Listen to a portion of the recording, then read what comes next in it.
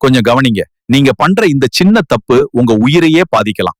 நாம எதுக்கு இவ்வளவு ஓடி ஓடி உழைக்கிறோம்? ஆரோக்கியமா நிம்மதியா வாழத்தானே.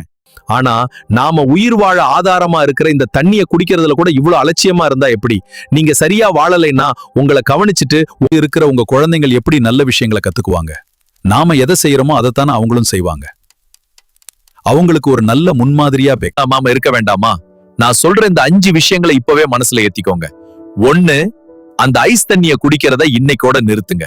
ஃப்ரிட்ஜ்ல இருந்து ஜில்லுன்னு எடுத்து குடிச்சா செரிமானம் அடியோடு பாதிக்கும். ரத்த நாளங்கள் சுருங்கி அந்த தண்ணியை சூடாக்கவே உங்க உடம்பு ரொம்ப கஷ்டப்படும். இதுவே உங்க உடல் எடை கூடுறதுக்கு முக்கிய காரணமா அமையுது. எப்போ மிதமான சுடு தண்ணி அல்லது சாதாரண தண்ணி குடிங்க.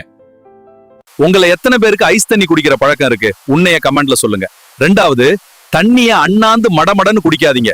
ஏதோ அவசரம் மாதிரி ஆகுது. வேக வேகமா குடிச்சா கிட்னிக்கு அது பெரிய பாரம். உடம்பு அந்த தண்ணியை ஏத்துக்கவே முடியாது. நிதானமா ஒவ்வொரு மடக்கா ரசிச்சு குடிங்க. 3வது, சாப்பிடும்போது தண்ணி சாப்பிடும்போது இடையில் தண்ணீர் குடிக்கும் பழக்கம் இருந்தால் அதை இப்போதே மாற்றிக்கொள்ளுங்கள்.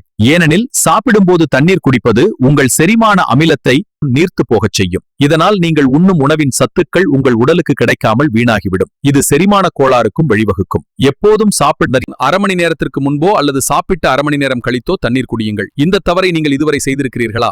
4வதாக, இரவில் சிறுநீர் கழிக்கப்படாமல் எழ வேண்டுமே என்று நீர் குடிக்காமல் தூங்க போகாதீர்கள். உங்கள் உடல் தன்னைத்தானே சுத்திகரிக்கும் வேலையை இரவு நேரத்தில் தான் அதிகம் செய்கிறது.